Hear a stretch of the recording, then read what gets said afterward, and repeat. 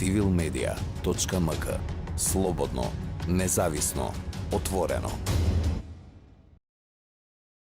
Навистина, важно е тоа што, би рекол, секоја недела, некогаш дури и почесто, од ова студио во кое мислам дека најмногу се прослави по онаа серија од 100 интервјуа во рубриката Дистрикт, токму со Зоран Иванов, е нешто каде што ние се обидуваме да дојдеме до фактите, да разобличиме некоја, да ги разобличиме пропагандните активности и пораки, да ги разобличиме дезинформациите кои се навистина со извонредно интензивно темпо присутни во медиумите, во социјалните мрежи, но и во институции како што е парламентот и се разбира на улица, одговорниците на улица за време на протестите или во други прилики во кои се забележува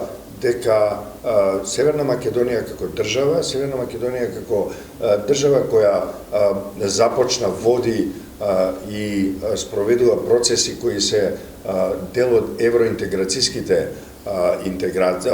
евроатлантските интеграции, е сериозна мета, навистина е мета на хибридните напади и тоа се хибридни напади кои имаат цели кои се слични на одредени политички структури и инсталации во земјата кои сакаат со тие напади, одејќи по течението на тие хибридни напади, да постигнат своји политички цели. Комбинацијата од сето тоа е во онаа деликатна, навистина длабока, многу внимателна работа на тимот и на соработниците на Цивил, да ги откријат сите нијанси, да ги откријат мотивите, да ги откријат начините на функционирање и сето тоа во една динамична медиумска активност да го представат пред јавноста. Тоа е едната онаа медиумската акција која се зафаќа за димната завеса.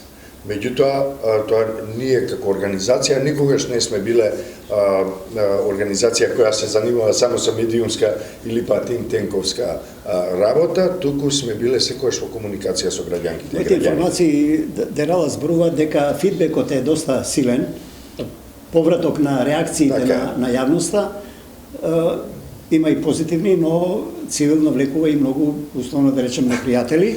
Да. Но борци се во тимот на Цивил, претпоставам, успешно се справуваат. Затоа во текот на емисијата, какви се реакциите? Да, би сакал само да додадам, да. Дехран Муратов, можеби, нели, Љубомир Костовски исто така, ќе ги елаборираме тие. Да, само да додадам во што се состои граѓанскиот дел или граѓанската акција на овој проект, во рамките на овој проект за димната завеса. Тоа е нашата директна комуникација со граѓанките и граѓаните. Преку комуникација во општините со инфоштандови, наши екипи одат и разговараат со граѓанките и граѓаните, поставуваат инфоштандови на кои луѓето доаѓаат и разговараат, прашуваат, некои од нив напаѓаат, критикуваат и така натаму, но ние сме тука за директна комуникација со нив. Се разбира, граѓанките и граѓаните нам ни се обраќаат и по различни други патишта, тоа е од телефон до мејл, до коментари, јавни коментари на Facebook и на Twitter, меѓутоа и во пораки во инбоксот на Facebook. На некој начин Цивил практично со ова влегува во една, можеби грешам, ќе ме коригирате, и неравноправна битка, бидејќи моќни се и политичките, не сакам сега да употребам термин, партиските центри на моќ, и домашни, па и надвор од границата, кои, како се вели, на побнове следат, секогаш чекор. Да. Јас би рекол дека тоа е сосема добра констатација, одлична оценка и можеби е многу пати повторувано, меѓутоа битката е како на меѓу Давид и Голијат. Да, кога некој инвестира милиони долари, рубљи, левови, не знам, денари во нешто и сега се наоѓа некоја организација, некој тим, некој Цивил, кој малку со извонредно скромни средства им брцнува и тоа треба да се издржи, нели? Со извонредно скромни средства голема екипа на Цивил и соработничка екипа, што ја прави уште поголема структурата, ние успеваме да предизвикаме, најмалку што можеме да кажеме дека предизвикуваме нервоза кај оние што се занимаваат со ширење, со креирање и ширење на дезинформација и пропаганда. Меѓутоа, исто така успеваме, навистина успеваме да дојдеме до многу факти, да ги представиме пред јавноста и конечно, да потребам да парафразирам пораките што ги добиваме во нашата директна комуникација со граѓанките и граѓаните, ние конечно им ја приближуваме реалноста на луѓето. Заради тоа што луѓето се многу свесни дека ние немаме наш политички или финансиски интерес. Практично едукативната димензија Тоа е тоа. И сакал да направам една, би рекол, малку морбидна паралела со правилото со кое се носи секој снайперист. Снайперистот никогаш кога има мета, и ја имам како новинар добиено од снайперист, од разговор со интервју со снайперист, тој кога сака да постигне голема летална моќ, односно неговата работа како снайперист кога сака да постигне голем број на жртви, а не само еден, ако не се работи за снайперист кој убива политичар, туку ако сака да онеспособи еден сектор од боиштето, тој не ја убива својата жртва. Тој ја ранува. Ја ранува на тој начин што ја онеспособува да избега од местото, ја ранува во колено, например. И чека тие што помагаат да ги стави на ниша. Болката е огромна, а вие не можете да се движите. И тогаш привлекува луѓе кои, иако знаат дека на другата страна има снайперист, знаат да отидат, да се обидат да му помогнат. Тогаш тој и другиот го помогнат. Интересна тактика. И третиот, и тоа е една страотна, морбидна, крволочна тактика. Како тоа се тактика. врече се во медиумите. И некои од снайперистите, според интервјуто што го направи 2006 година во Босна, каде во Сарајево уште поточно, каде на друго место, знае да стигне до 7-8 жртви да паднат, само заради тоа што бил доволно тактичен. Ги собрал околу првата жртва. Знаете, истото се случува и со нашата земја.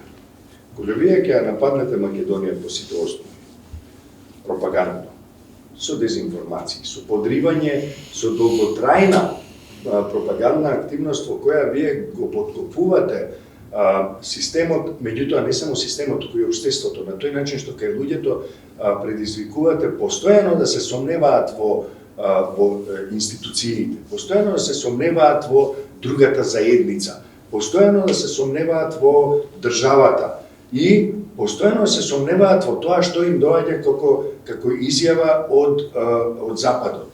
Да речеме, вам ви вели Урсула фон дер Лајен дека македонскиот јазик се почитува, дека таа доаѓа од Брисел, доаѓа во македонскиот парламент да говори, цела една председателка на Европската унија, вие и тука се сомневате, мора да има нешто. Знаете што? Тоа се постигнува со долготрајна индоктринација, односно нарушување на довербата и на општествените баланси, процеси и така натаму. И вие ако ја пуштите Македонија, ако влезе Македонија во Европска унија, вие секогаш од таа страна гледано, вие секогаш имате предвид дека можете да ја убиете незината патека или цела Македонија да ја убиете. Меѓутоа можете да предпоставите дека Македонија ќе успее да ви избега. Меѓутоа на тој начин ја ранувате, ја онеспособувате, таа која ќе влезе во таа европска структура ќе биде и ја имате на нишан лабавата и аналогијата од снайперистот. Ете како изгледа таа, затоа никогаш не е пропадната инвестиција. Така пред секоја само уште една реченица. Да, високи руски државници, односно функционери кои имаат кажано тоа во една или во друга смисла на зборот. Се што се случува лошо во Европска унија и во НАТО, сето тоа е добро за Русија и за Руската федерација. Дури и временските непогоди, како што е да речеме Пожарот во Грција. Пожарот во Грција или пак топлотните бранови во Западна Европа. И тоа е или поплавата во Германија кога беше, и тоа и оди во прилог на непријателските страни. Слабеат системи. Што е многу